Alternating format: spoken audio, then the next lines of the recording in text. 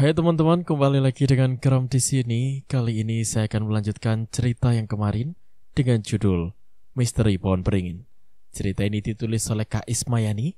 Jadi buat kalian yang ingin membaca ceritanya secara langsung, kalian bisa kunjungi link dan profil yang sudah saya sertakan di deskripsi. So, langsung saja kita ke ceritanya. Wah, Cih, tangan lu seketika sembuh. Ini benar-benar air ajaib, ucap Aden saat mengetahui kondisi tanganku. Seger banget, rasanya gak mau deh ya. Apa gak bisa kita lebih lama lagi di sinian? Tanya Aden yang malah memasukkan sebagian kakinya ke dalam air setelah ia duduk di salah satu batu yang tidak terlalu besar.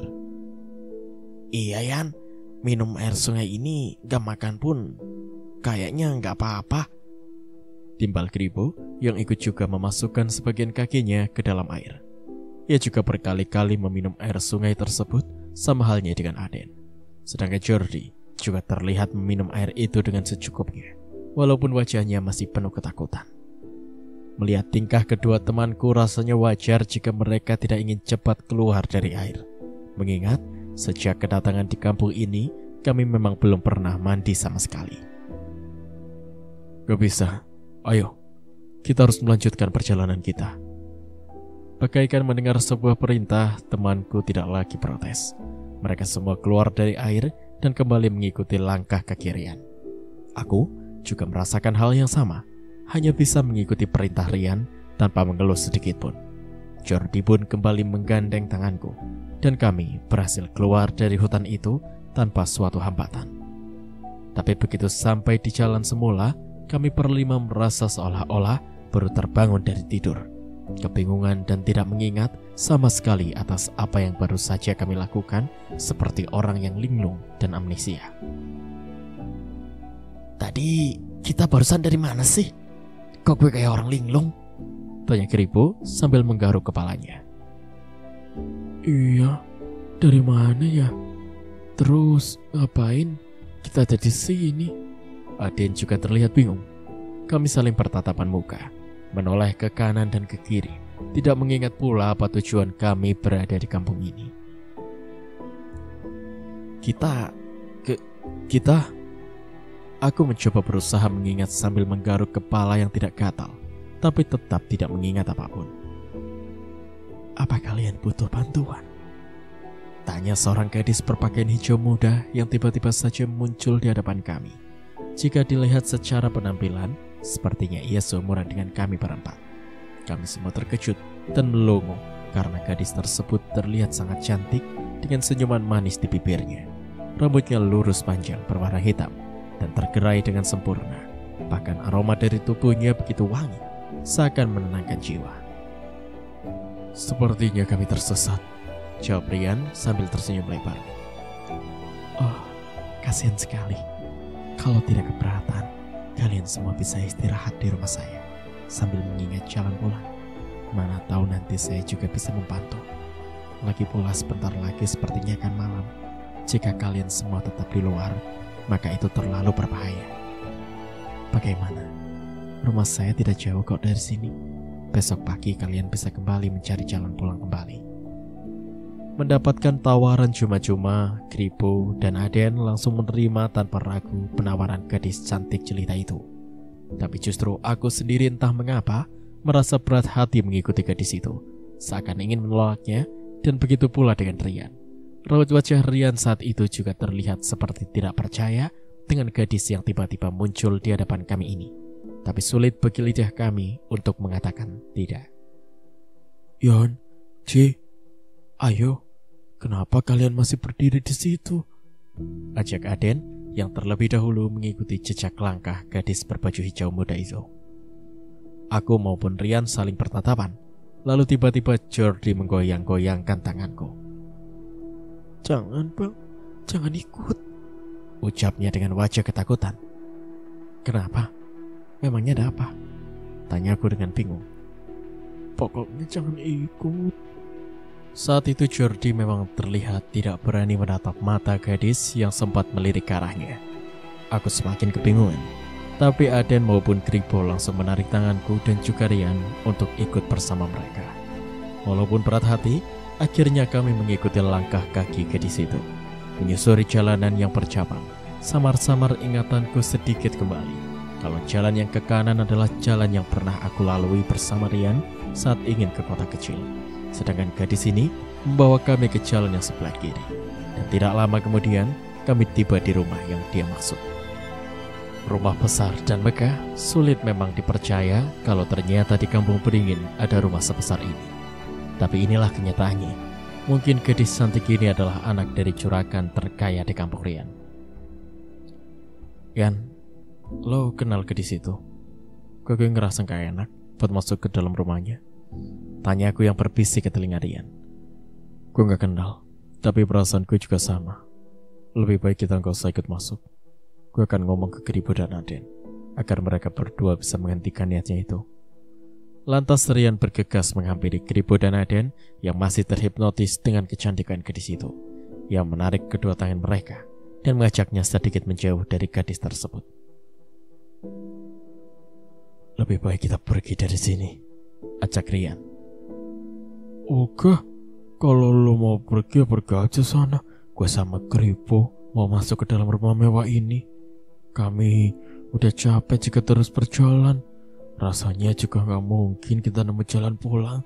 Jadi lebih baik tinggal di sini aja, ucap Aden. Mas, saya tidak memaksa agar kalian semua mau masuk ke dalam. Bagi yang tidak mau bisa pergi. Tatapan gadis itu begitu tajam. Ada amarah di balik senyumnya saat dia mendengar Rian yang tengah berusaha menggagalkan niat Aden dan juga Kribo. Untung saja ingatanku dan Rian berangsur-angsur pulih. Aku yakin ini semua ada hubungannya dengan air sungai yang kami minum tadi. Sedangkan Kribo dan Aden, mereka paling banyak minum air tersebut. Mungkin itulah menjadi penyebab mereka tidak sadar dan masih lupa dengan tujuan kami untuk segera pergi dari Kampung Beringin ini. Ayo kita balik aja. Rian akhirnya menarik paksa kedua temanku dan aku pun tidak tinggal diam. Merasa ada yang aneh, aku segera membantu Rian untuk menyadarkan Kribo dan juga Aden. Kalian berdua kenapa sih? Kalau nggak mau masuk ya udah, biar kami aja yang masuk. Aden maupun Kribo terlihat sangat marah. Bahkan mereka mendorong tubuh kami berdua hingga terjatuh. Mereka tidak memperdulikan kami sedikit pun dan malah masuk setelah pintu besar itu dibuka. Aku dan Rian bergegas bangkit dan mencoba menyusul kedua temanku itu. Tapi pintunya sama sekali tidak bisa dibuka. Sepertinya telah dikunci dari dalam. Hal ini semakin membuat kami panik. Gimana nih Ci? Mereka berdua pasti dalam bahaya, ucap Rian dengan penuh kecemasan. Gue gak tahu Yan. Kami berdua masih berusaha menggedor pintu dan memanggil nama kedua teman kami itu. Namun tiba-tiba ada seekor ular hijau yang cukup besar mengagetkan kami bertiga. Bagai mendapat bisikan, aku langsung mengatakan pada Rian dan Jordi untuk tidak bergerak dan bersuara sedikit pun, walaupun kami merasa takut. Ular itu berdesis saat melewati kami bertiga, dan tanpa mengganggu, aku, Rian dan Jordi, ia masuk ke dalam rumah melalui bawah pintu yang terlihat berongga. Hari semakin tampak gelap, tapi kami belum juga beranjak dari rumah besar yang telah dimasuki oleh Aden dan juga Kribo. Entah apa yang mereka lakukan di dalam sana. Rumah itu bahkan terlihat sepi dan tidak mengeluarkan suara sedikit pun. Karena pengaruh air sungai di hutan itu, kedua temanku malah masuk ke dalam perangkap. Aku yakin jika ular yang masuk dalam rumah tadi bukanlah ular sembarangan. Termasuk gadis cantik berbaju hijau muda itu, pasti mereka adalah makhluk gaib yang berwujud siluman ular. Bang, aku takut. Ayo kita cari tempat untuk sembunyi. Sedari tadi Jordi memang terus merengek sambil menarik ujung bajuku. Aku semakin bingung dengan situasi yang sekarang sedang terjadi. Karena di sisi lain, aku tidak mungkin membiarkan Kribo dan Aden dalam bahaya. Persahabatan kami lebih penting dari apapun. Lo bisa diam gak? Kita gak mungkin ninggalin Aden dan Kribo di dalam sana. Ular yang masuk tadi pasti sedang membunuh mereka berdua. Kalau lo takut mending lo yang pergi sana. Nyusahin aja. Jordi menangis saat Rian memarahi dirinya. Rasa tidak tega kembali mempengaruhi diriku.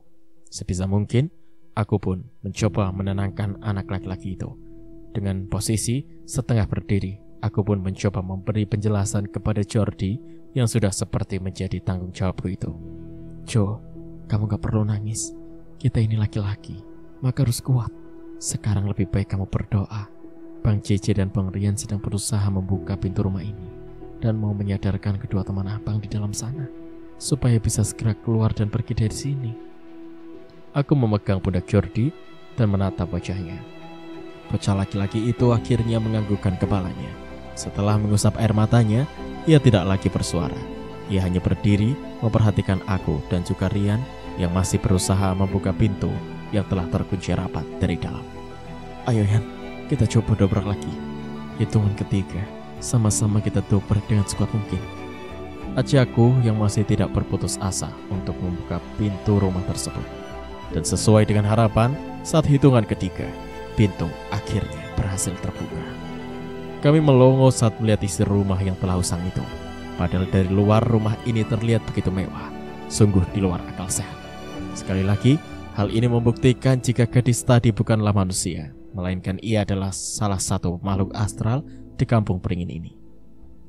Ayo Cih, ajak Rian padaku saat mulai masuk ke rumah besar itu. Ayo. Namun saat ingin mengikuti langkah Rian, tiba-tiba kakiku dipegang kuat oleh Jordi. Kau jangan masuk, di dalam terlalu berbahaya. Ayo kita pergi saja dari sini. Tapi Bang JJ harus menyelamatkan Bang Aden dan Bang Kribo dulu. Setelah itu baru kita bisa pergi. Lebih baik kamu jangan ikut masuk. Tetaplah di sini. Karena kita nggak tahu apa yang terjadi dengan kedua teman abang di dalam sana. Sautku sambil melepaskan tangan Jordi yang mencengkram erat kaki kiriku. Tapi Bang, gimana kalau mereka berdua udah nggak selamat? Tanya Jordi lagi dengan ragu. Lo kenapa sih Jo? Apa sebenarnya justru itu yang lo harapkan? Lo ngarepin kedua teman gue gak selamat dari dalam sana? Iya, bentak Rian sekali lagi pada Jordi. Aku yang merasa kasihan dengan Jordi mencoba menenangkan anak laki-laki itu. Jordi, ingat pesan Bang JJ. Kamu tetap di sini. Tutup telinga dan mata kamu. Jangan membuka mata jika ada yang memanggil nama kamu, apapun yang terjadi. Ungkapku sambil menatap kedua mata Jordi. Bocah laki-laki itu tidak menjawab, tapi aku tidak mungkin terus-terusan membuang waktu. Akhirnya, ku tinggalkan Jordi begitu saja dan langsung masuk bersama Rian. Sedangkan Jordi duduk kembali di tepi teras rumah besar sambil menutup telinga dan memasukkan kepalanya ke dalam lutut yang tertekuk seperti biasanya, sesuai dengan apa yang aku perintahkan. Dan, Kribo, dan kami bergantian memanggil kedua temanku itu. Namun tidak ada sautan. Aku juga sengaja menyalakan kamera sebagai penerang dan berharap bisa merekam sesuatu di dalam rumah itu. Namun tiba-tiba keluar beberapa ular berwarna hijau dengan tanda putih di kepalanya. Sontak kami berdua terkejut hingga aku dan Rian langsung bergerak mundur dan berusaha mencari sesuatu yang bisa digunakan untuk mengusir ular tersebut. Ular dengan jumlah yang banyak itu tiba-tiba berubah menjadi sosok manusia. Manusia berjenis kelamin laki-laki. Mereka memakai baju layaknya seperti zaman kerajaan lengkap dengan senjata. Jika dilihat dari pakaiannya, sepertinya mereka berkedudukan sebagai pengawal istana. Dan tidak lama, kemudian muncul ular yang sempat kami lihat saat ingin masuk ke rumah ini. Ular hijau dengan tubuh yang lebih besar dari ular-ular yang lain. Ular itu juga berubah menjadi sosok wanita yang sangat cantik. Di atas kepalanya terdapat mahkota yang sangat berkilau. Penampilannya menegaskan kalau ia adalah seorang ratu ular. Manusia lagi, ucapnya dengan tersenyum sembari menghampiri kami berdua yang sudah mulai ketakutan. Di mana kedua teman kami? Tanya Rian dengan lantang walaupun sedikit terdengar gemetaran. Berani sekali kalian meninggikan suara kepada ratu. Harusnya sudah lama kami menggigit kalian semua. Bentak salah satu pria yang memakai pakaian kerajaan seperti seorang prajurit. Bahkan rasanya kami seperti masuk ke film kolosal atau masuk ke zaman kerajaan. Inilah dunia gaib yang tidak mungkin menjadi mungkin, yang sulit dipercaya terjadi di depan mata. Aku benar-benar tidak menyangka. Makhluk astral memang memiliki banyak jenis serta bentuk. Harusnya kami sudah siap berhadapan dengan semua ini jika ingin kembali ke rumah Rian. Kalian sudah melewati portal antara dunia manusia dan dunia kami. Jadi seharusnya kalian memiliki tata krama jika ingin tinggal di sini. ungkap sang ratu. Tapi kami tidak mau tinggal di sini. Kami hanya ingin menjemput kedua teman kami. Setelah itu keluar dari kampung terkutuk ini, sautku yang mencoba memberanikan diri. Kampung ini terkutuk karena ulah penduduknya sendiri. Jadi jangan salahkan kami jika mengambil alih perkampungan ini menjadi tempat tinggal bagi kaum bangsa ular dan yang lainnya. Tapi tenang saja, kami masih berbaik hati dan tidak pernah mengusir manusia yang telah masuk ke alam ini, ucap sang ratu lagi dengan penuh lemah lembut. Kami gak mau di sini. Kembalikan segera kedua teman kami, ucap Rian lagi dengan nada yang tinggi. Dalam situasi yang tidak masuk akal seperti ini, aku tidak membuang kesempatan. Segera aku fokuskan untuk merekam pembicaraan kami dengan rombongan siluman ular itu. Namun tiba-tiba kamera yang aku pegang seketika mati dan jatuh dari tanganku. Mata tajam ratu ular itu ternyata memiliki kekuatan magis yang luar biasa. Bola matanya berwarna hijau, menandakan ia tengah marah dengan apa yang aku lakukan. Sedangkan aku sendiri malah masih memikirkan nasib kamera yang telah jatuh dan mungkin mengalami kerusakan itu. Hancur sudah harapan memiliki konten yang bisa menaikkan rating channel Mystery Boys, dan pengorbanan kami menjadi sia-sia. Bahkan sekarang keselamatan nyawa kami harus terancam. Inilah yang akhirnya membuat diriku merasa kesal dan akhirnya tidak bisa menahan amarah. Apa kesalahan kami sehingga kalian tidak melepaskan kami dari kampung ini? Apa kalian tahu ini adalah salah satu barang berharga atas perjuangan kami di sini? Jangan kalian kira aku takut sama makhluk seperti kalian. Kami ini manusia. Kalianlah seharusnya yang pergi dari kampung ini. Dasar siluman ular. Aku tak peduli karena telah meninggikan suara pada ratu ular itu. Bahkan aku sudah lelah berada di kampung yang tidak masuk akal ini. Perlahan, aku pun mengambil kembali kamera yang jatuh tersebut. Namun tiba-tiba aku merasakan sesuatu yang telah mematuk keras tanganku. Begitu menoleh, ternyata ratu itu telah berubah menjadi ular besar dan menjulurkan lidah panjangnya. Baru aku sadari jika ia begitu marah setelah aku maki dengan kata-kata yang kasar. Lalu sesaat kemudian rasa pusing serta demam mulai menjalar ke seluruh tubuhku. Bahkan perlahan-lahan aku pun mulai kehilangan kesadaran. Hingga akhirnya tubuhku jatuh begitu saja ke atas lantai. Dan sebelum menutup mata, samar-samar aku melihat Rian yang cemas sembari menggoyang-goyangkan tubuh dan memanggil-manggil namaku. Nafasku tersengal-sengal tidak beraturan setelah tersadar. Dan saat memperhatikan ke sekeliling, tiba-tiba saja aku sudah berada di bawah pohon beringin besar. Kepalaku juga terasa sangat pusing dan mencoba mengingat apa yang sudah terjadi. Perlahan pun aku teringat saat terakhir kali berada di rumah siluman ular hijau bersama Rian untuk menyelamatkan Kribo dan juga Aden. Saat itu, ratu ular marah dan mematuk serta menggigit tanganku hanya karena aku melawan ucapannya. Saat itu, aku sangat marah karena ia telah menjatuhkan kameraku. Tanganku? Saat teringat dengan kejadian itu, aku pun langsung memeriksanya. Bekas patukan siluman itu masih membekas, bahkan masih sangat terasa sakit. Tapi, kenapa aku malah terbangun di sini? Apa mereka telah membuangku? Dan apa aku ini masih hidup? Karena biasanya seseorang yang terkena racun ular tidak akan bisa selamat. Lalu Rian, di mana dia? Berbagai macam pemikiran memenuhi kepalaku. Di tengah kebingungan, aku pun bergegas bangkit untuk mencari sebenarnya yang sudah terjadi. Mataku memperhatikan keadaan sekitar pohon beringin. Sekilas persis dengan perkampungan Rian. Hanya saja saat ini, rumah-rumah terlihat sangat banyak dan terlihat rapat. Sedangkan di tempat Rian, saat itu rumah-rumah penduduk terlihat jarang-jarang. Aku pun memutuskan untuk terus menyusuri jalan, berusaha mencari jawaban atas kebingungan ini. Hingga akhirnya, langkahku terhenti di sebuah pasar, di mana banyak manusia dengan aktivitas jual beli. Terlihat banyak pula kendaraan yang berlalu lalang. Tapi satu pun dari mereka tidak ada yang ku kenal. Hingga akhirnya aku melihat sosok Lis, sepupu dari Rian.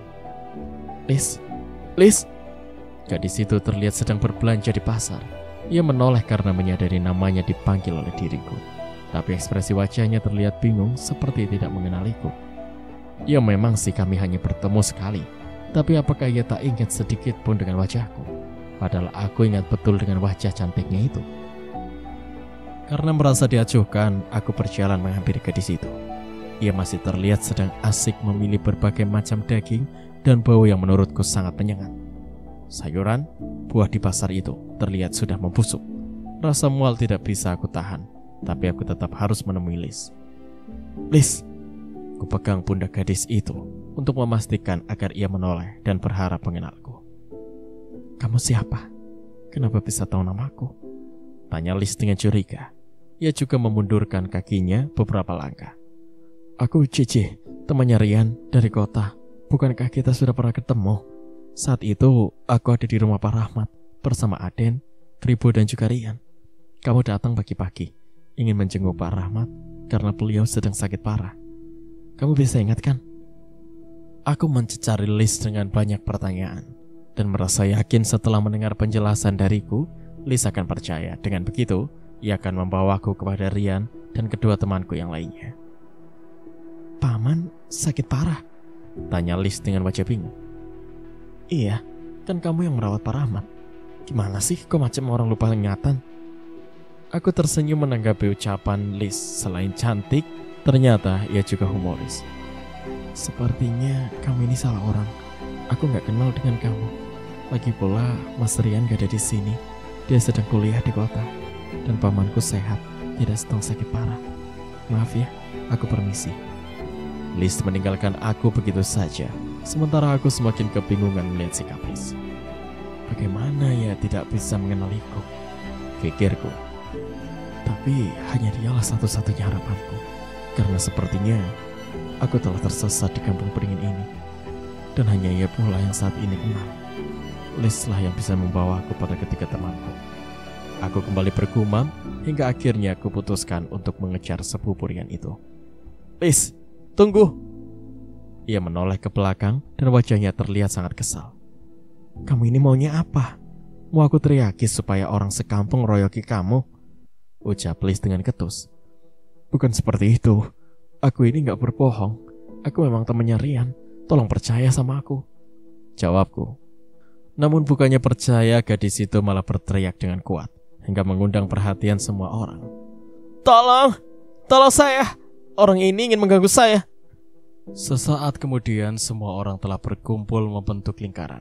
Tatapan mereka tajam mengarah kepadaku. Saat ini aku bagaikan seekor makhluk lemah yang siap dimangsa di tengah-tengah kepungan warga beringin. Sedangkan Liz malah bersandiwara sambil menangis. Padahal aku sama sekali tidak bermaksud mengganggu, apalagi ingin menyakiti dirinya. Para warga tentu lebih mempercayai Liz, karena bagi mereka aku hanya orang asing. Hei anak muda, siapa kamu? Berani sekali mengganggu gadis kampung sini. Bentak seorang pria berbadan tinggi besar, yang jika diperhatikan, sepertinya ia seorang tukang panggul. Saya Cici, Pak. Saya temannya Rian, dan hanya sedang ingin meminta tolong pada Liz, karena sepertinya saya sedang tersesat dan terpisah dari ketiga teman saya yang lainnya. Jawabku dengan penuh ketakutan.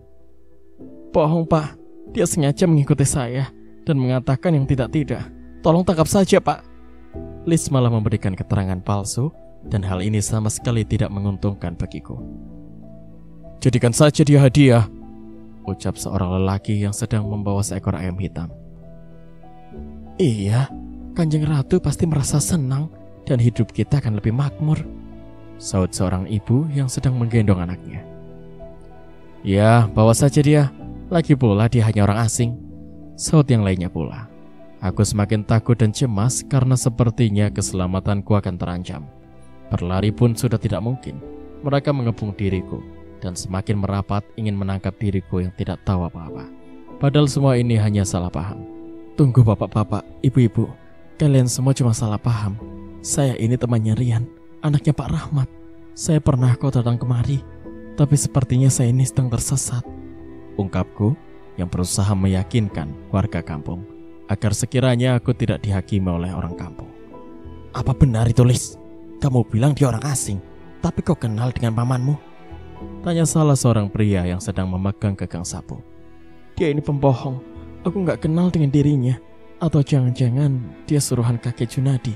Sudah bawa saja dia ke Gusti Ratu. Jawab Liz yang mencengangkan diriku. Kali ini sikap berontak dan protes yang keluar dari mulutku sudah tidak berguna lagi. Bak seorang pencuri, Beramai-ramai mereka membawaku untuk menemui Pak Rahmat, yakni bapak dari Rian. Pak Rahmat, pemuda ini telah mengganggu Lis di pasar. Dia berani membohongi kami semua dengan berpura-pura mengenal semua anggota keluarga Pak Rahmat, ucap seorang pria berbadan besar. Pak, tolong jangan salah paham. Saya ini Cici, temannya Rian. Apa Bapak juga tidak mengingat saya? Bahkan saya datang ke kampung ini bersama Rian dan kedua teman saya yang lainnya, ucapku yang masih berusaha mencari pembelaan. Saat itu Pak Rahmat menghampiri diriku yang masih berada di depan halamannya. Jika saja tanganku tidak dicengkram kuat oleh kedua orang yang berdiri di sampingku, sudah pasti aku memilih kabur dan berlari sejauh mungkin. Kamu muridnya Kek Junadi kan? Tanyanya saat menatap wajahku. Kek Junadi? Saya nggak kenal dengan nama itu. Saya tidak mengenal siapapun kecuali keluarga Rian, jawabku lagi. Kamu memang hebat, bisa memakai nama anak saya untuk mencapai tujuan kamu. Dengar ya, sampai kapanpun kami semua tidak akan kembali lagi ke jalan yang dulu. Karena sekarang hidup kami jauh lebih enak, lebih mewah dibandingkan dulu. Hidup sesuai jalan yang diajarkan justru membuat kami kesusahan. Pak Rahmat sesaat berhenti, lalu kembali mencengkram daguku dengan sangat kuat sambil menolehkan wajahku ke kiri dan ke kanan, seakan ada yang sedang ia cari. Bawa dia ke hutan buah, biarkan dia makan sepuasnya sebelum menjadi tumbalnya Kanjeng Ratu, perintah Pak Rahmat yang terlihat begitu gagah dan dihormati oleh para warga. Aku semakin tak mengerti dengan apa yang terjadi pada diriku, seolah hidupku mundur beberapa tahun ke belakang. Di saat terbangun malah dituduh oleh Pak Rahmat dan warga kampung Beringin. Mereka tidak mengenaliku sama sekali. Padahal baru beberapa hari kami tidak bertemu tepat di rumah ini. Entah apa yang akan terjadi dengan diriku. Haruskah aku menjadi tumbal atas kesalahpahaman ini? Aku harap aku hanya sedang bermimpi. Seperti apapun penjelasan dariku, mereka semua tetaplah menutup mata dan telinga, tidak peduli dan terus menggiringku hingga ke sebuah hutan yang terdapat air sungainya. Aku masih ingat betul dengan hutan yang pernah kami datangi, dan hutan inilah yang mereka sebut dengan hutan buah. Ayo masuk ke sana, dan jangan berharap bisa keluar dari hutan ini. Seorang pria bertubuh besar mendorong tubuhku dengan kasar ketika sudah berada di pinggir hutan. Dia memang gak akan mungkin bisa keluar dari sini kalau bukan Kanjeng Ratu sendiri yang mengeluarkannya, ucap Pak Rahmat dengan tegas yang saat itu juga ikut mengantarkanku. Pak Rahmat, tolong percaya dengan saya. Kalau Bapak gak percaya, Bapak bisa telepon Rian sekali saja dan tanyakan apakah ia punya teman yang bernama Cici. Tolong Pak, saya gak mau jadi santapan hewan buas di sini. Aku bersimpuh sambil memohon kepada pria tua dengan postur tubuh yang tinggi kurus itu.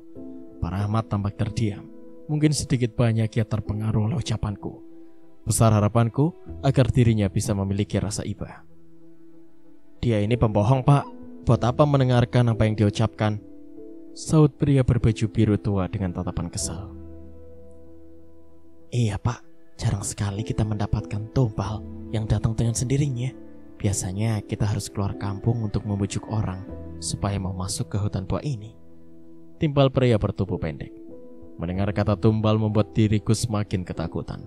Bagaimanapun aku belum mau mati, karena saat ini apa yang terjadi denganku terasa begitu nyata. Saya nggak mau jadi tumbal. Saya ini nggak salah apapun. Tolong Pak, sekali saja tolong telepon Rian dan tanyakan padanya soal saya. Setelah melihat wajahku yang begitu memelas, akhirnya Pak Rahmat mengeluarkan ponsel kecilnya yang terlihat jadul. Aku pun merasa sedikit lega karena ia mau mendengarkan apa yang aku minta. Dengan begitu, aku masih ada harapan untuk selamat. Dan tidak lama kemudian, panggilan itu tersambung.